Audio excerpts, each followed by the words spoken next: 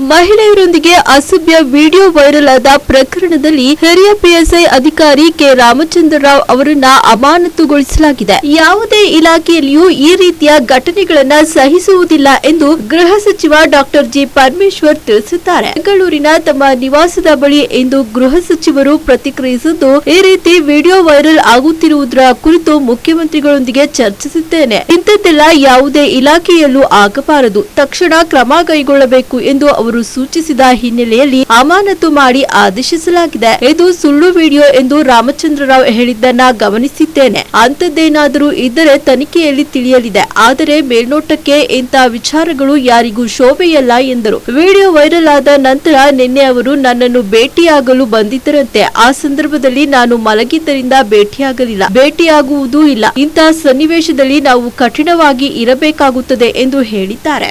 ಮುಂದಿಂದು ಕ್ರಮ ಬೇರೆ, ಮುಂದೆ ತನಿಖೆ ಆದಮೇಲೆ ಏನು ಬೇಕಾದರೂ ಆಗ್ಬೋದಲ್ಲ, ಅವರು ಡಿಸ್ಮಿಸ್ಸು ಆಗ್ಬೋದು. ಅದರಿಂದ ಈಗ ನಾವು ಇಮಿಡಿಯೇಟ್ ಆ್ಯಕ್ಷನ್ ತೊಗೊಳ್ಬೇಕು ಅಂತ ಹೇಳಿ ತೊಗೊಂಡಿದ್ದೇವೆ.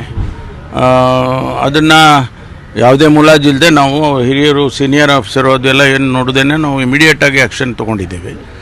ಅದಾದಮೇಲೆ ತನಿಖೆಯಲ್ಲಿ ಏನು ಬರುತ್ತೆ ಅದನ್ನು ನೋಡಿಕೊಂಡು ಮುಂದಿನ ಕ್ರಮ ತೊಗೊಳ್ತೀವಿ.